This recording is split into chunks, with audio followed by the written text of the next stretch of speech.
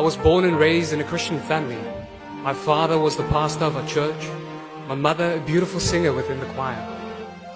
From a very young age, I've been nurtured by the names of the prophets, from Abraham and his sons to Noah upon his ship, Moses with his remarkable courage to guide his people to safety. It was from this very young age that I was met with a burning desire to follow in my father's footsteps, to become a religious leader. And so, I dedicated myself to this cause, and I soon acquired a platform upon which I could share my passion for God and what I then believed His untainted revelation. As I reached my mid-20s, I was met with a position within the church where I could share all this, where I could be a youth leader for my church itself. And as my independence grew, religious freedom took hold. I started asking questions to my religious leaders, which were often left unanswered. It was during this time that my mother also started reading more regarding Islam, and she eventually embraced Islam. What happened upon her journey is that she wanted to write an article for a local magazine regarding Hajj.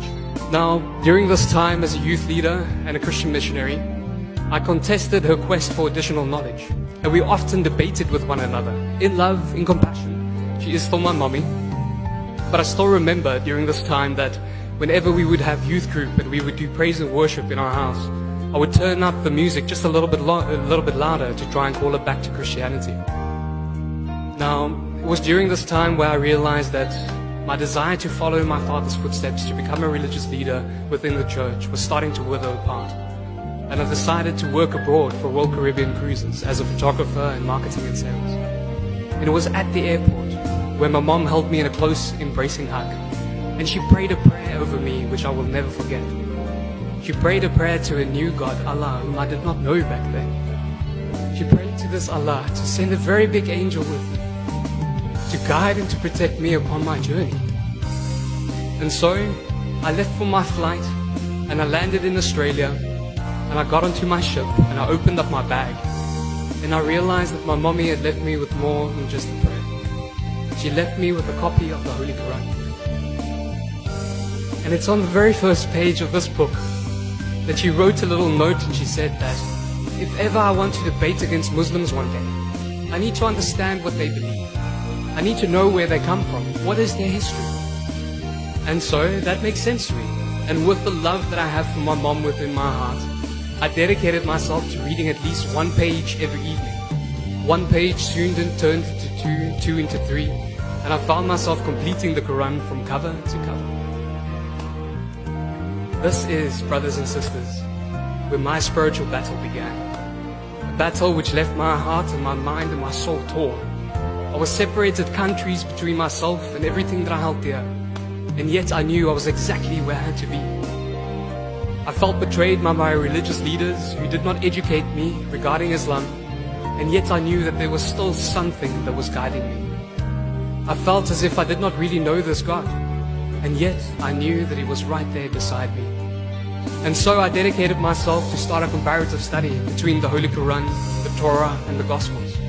And what I had found truly astonished me, that there's more cohesion between these revelations than what there is separation.